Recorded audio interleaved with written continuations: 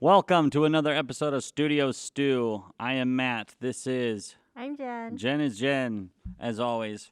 We're talking about stuff today. We have a few topics. Do you want to jump us off here and get us started? Sure.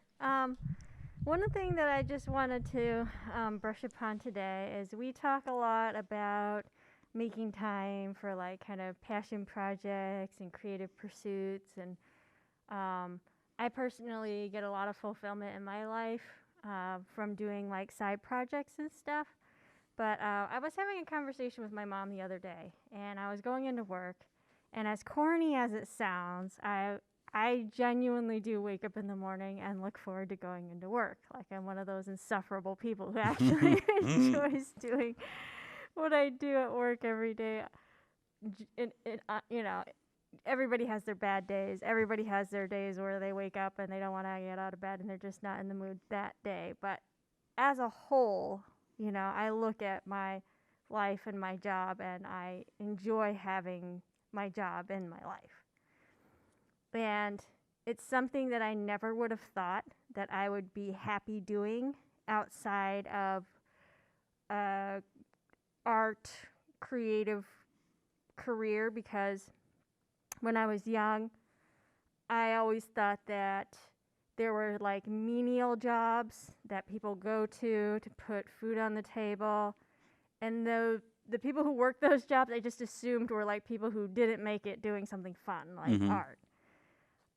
But to be completely honest, and I think we've talked about this before, I'm happier now doing this non-art related job than I was when I was doing art related work. And some of it had to do with some of the extra stress of like, the financial insecurity that I was in. But also, even I think if I was in a really good financial position, there's a lot of things that I enjoy more about what I do now.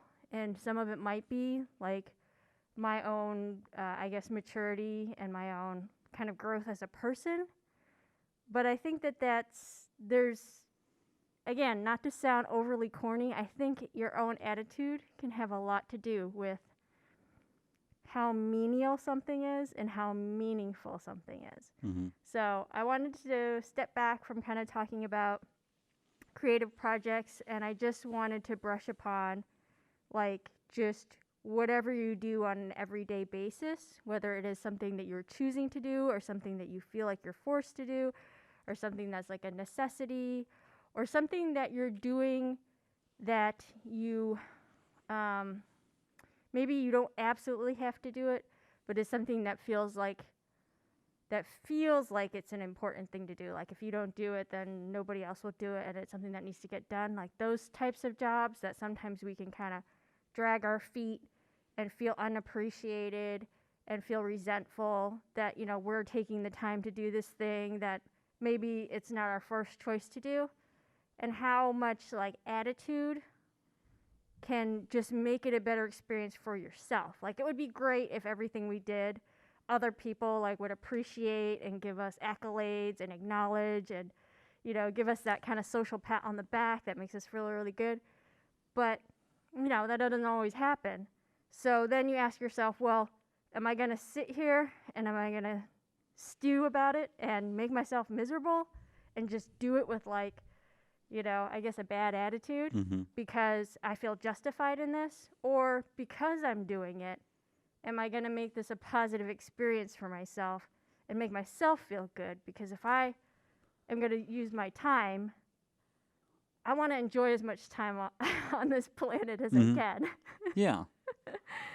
I Matt, feel you. what's your two Can you cents? read our law of the rubber band? I can't see that far. So in the studio, we have on our whiteboard the law of the rubber band, which is kind of paraphrased from John C. Maxwell. And it goes something like, growth stops when you lose the tension between where you are and where you could be. So I think the thing that you're saying is people might read into it and be like, oh, I do this for a job and she's telling me to feel good about that. Well, the whole thing, like, we're going to tie this in with projects too, is just like, there's a proverbish sort of thing where they talk about the uncomfort of the lobster when he grows out of his shell, like the uncomfortableness means you need to grow in some way. We're not exactly a philosophy podcast, but we kind of are because it just does tie into like what you do. Yeah, and that outlook that you have in whatever position that you have chosen or end up in, that's a really important thing. I'm lucky too. I've been here for years and years to enjoy what I do as well. I enjoy hanging with you too. But what's cool is, and I feel like that's why we're always kind of like moving and pushing people and kind of guiding them along, is we've done projects, completed them, done them professionally, semi-professionally. We've done it all. Everything we talk about, we've pretty much done and have an example of. So we understand what it takes attitude-wise to get a project started off the ground and completed. So sometimes people come in and they're like, I want to do this, this, and this, and we kind of have to like lightly guide them, but we know the heavy details of what it takes. But it's going to take a positive attitude. If this ties in at all, I'm trying to, but with what you said is, or at least in my mind, how I see it is, you're gonna need a good outlook to get this done and to start moving towards, I don't know, completing the project or where you want to be. And I really feel like the rubber band and the lobster thing, if you find yourself at a place where the only thing you're doing is complaining, you either got to reason out how much you love complaining or, find something new to do. You know what I mean? And that's a big, like, just general life thing, but it comes down to these projects and things that, like, we could tie this totally into creativity. And I have things pulled up that have what we've written down here too as well. Did you have any more thoughts or want to keep talking to me about that? Did I make sense at all is what I'm saying? Yeah, I mean, I think we've talked about discipline before, Mm-hmm. about making something a habit, and then having something become a habit and being disciplined to continue working on something that takes a long time to finish or to accomplish is a lot easier to do when it's fun, Mm-hmm. when you have a positive mental association with it, right? Mm-hmm. So we're not just trying to be like, oh yeah, you just need to change your attitude. Yeah. Like, really think about what it is you're trying to do. If you have passion for something and you're losing that passion, it's becoming more of a chore, it's becoming more menial than it is becoming meaningful, then, try to remember why you're doing it in the first place and Mm-hmm. just kind of reassess, Yeah. what you are getting out of it. Because it is your time and you should be able to make the most of it. Yeah. Uh, Life and projects, it is your time. And when we were kind of planning this, I had said, and I feel like you would agree still, is when everybody wants to go pro and make all the money and be the pro YouTubers, but do you have the mental wherewithal to do that? And when you go professional, there are the certain things that you have to do. Um, I was watching YouTube with a friend, and it's like that guy's sitting alone in a room screaming at a camera. It is dead silent. There's no laughs. There is no positive reinforcement. It is just him and the camera, and like I don't know. That takes a very special sort of person to and like that could probably become menial. While it seems exciting and he's high energy, that could probably become arduous and just wear you down over time too. And it's not just the yelling in the camera; it's all that post-production editing. Yeah, and then 'Cause you're most of watching them it. have to do the editing It's themselves. wild. Yeah, so wild to think Oh, I about. can't imagine. Yeah. So, I find a lot of meaning here because we're like project adjacent. So we get to watch baby birds fly or fall out of the nest. It really just depends. And I think an openness an openness and a willingness to adjust really has helped some of our more successful patrons get projects off the ground and cruising. So, yeah, that's how I feel. I pulled up the 7 habits here because I think it ties into what we're talking about. Um, work versus being proactive and finding meaningful work. Do you want to start with that? Kind of give me your brains on that. Yeah, I think there's a lot of things that this whole kind of like general philosophy or approach to like life and like just getting up in the morning and doing things. Whether it be, trying to become a more successful person, trying to complete a creative project, trying to do that New Year's resolution. Um, do you want to maybe talk about some of your personal experience incorporating these Um, ideas? well, incorporating what? I'm sorry. What'd you say? Well, just Oh, like just you were saying, you habits brought and up the habits. yes, yes, yes. The first two habits, and I haven't restudied them, so forgive me, but habit one is be proactive, and habit two is begin with the end in mind, which is like you and I fundamentals and all the things that we've said. Oh my gosh, those are the first two habits of the 7 habits. And kind of tying in what we said, I had a thought, but I didn't want to interrupt, was it's even Stevens, like you can make a good habit, but if you're complaining about something every day and it's becoming like that can become a habit as well. And as we all know, habits are hard to break and to, I don't know what you call create or get into. Um, this is going to sound like a humble brag, so I apologize, but losing some weight, which I did, I just made a couple rules that I stuck to no matter what, unless there was like an earthquake or something, an asteroid fell out of the sky, and one of them was just to go walk or run immediately after work, inside the house, close the door, shorts, shoes on, go, no matter what, always. And that ties into what we've said a lot of times. If you just start doing the project, for good or bad, you're doing it. You know what I mean? So no matter how far I went, how fast I went, all that, I was doing it. I was already shoes on the ground doing it. So I think that just being proactive is a big one. And proactive, I think people might think that proactive it's linked to begin with the end in mind, but it's not begin with the end in mind, if that makes sense. So being proactive can be all the little steps that get you there, and begin with the end in mind is more like a plan. I think people confuse it with I have to get there in as few steps as possible. Does that make sense? Like, or like it's immediate, or when you began with the end in mind and the end does not look like what you thought. It's not like a total fail or wash. It's Yeah, every little tiny incremental step you can make towards your end goal should be like a win. Like, don't get hard on yourself if you planned on getting X amount of work done and then life happened, or you struggled with it. It didn't turn out the way you wanted. Maybe you wasted a whole afternoon creating something that had to get tossed. Don't walk away discouraged that you haven't, made whatever progress goal in your project that you were planning that day, because any time that you spend doing it is going to be to your benefit with the whole process as a whole. Like that garbage part that you had to throw away, it needed to get made to get to the next step. Absolutely. I have an example of that, recording a song.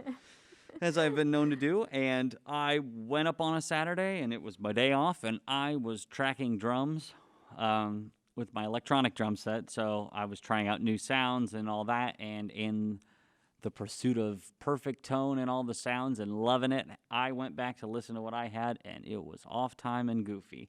It is a computer. It can fix it almost instantly, but there were so many layers to it by that point that I had basically made trash.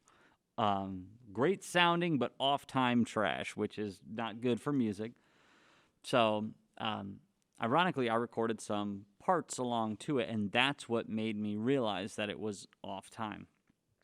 But in doing that, I had made what's called an arrangement track on Logic, which is you just tell it, this is the chorus, this is the verse, this is the outro, and there are these tangible, like, words at the top that are different colors that tell you where you are.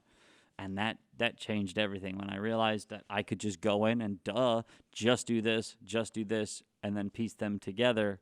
Well, I mean, I knew I could do that, but I was so discouraged I almost didn't remember to do that. So that was definitely an example of just like it totally refreshed me to the interface and MIDI programming and all that stuff as well. So that was another one.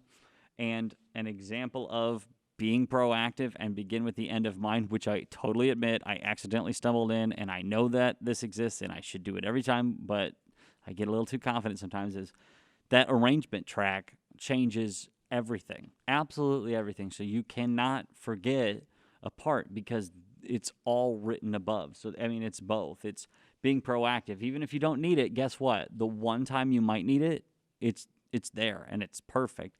And with the end in mind, like I said, you want to finish this song. Well, visually, I've laid out a roadmap for the whole song. You know what I mean? Like I've at least cleared the bush before I lay the asphalt for the road to the end of the song, if that makes sense. So there's a lot of little things. I know we are big fundamental people and, workflow people. But a lot of self-help or anything, like, programs where you're working on yourself, like, writing things down, even if you don't use them, writing things down out of order, writing things down just to make them real in the world is in so many self-help and so many books and just general, like, it's not like people go build a building and go, well, we're going to put posts here. There's blueprints to get you there that you can follow and read and do. So Sometimes it's tempting to like skip all that because it makes it sound like, oh, you got all this work to even get started. mm-hmm.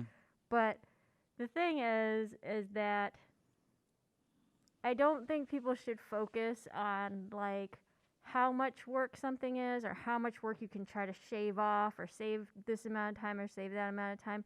Because when it's meaningful work, when it's not just menial work, you're not just clocking in, to get your paycheck and get out of there. Mm-hmm. If it's meaningful work, it shouldn't really matter how much time you spent doing it. Because what better use of your time Mm-hmm. do you have what better thing do you have to do Mm-hmm. if it's meaningful work? I think meaningful work is some of the best use of your time for self-fulfillment.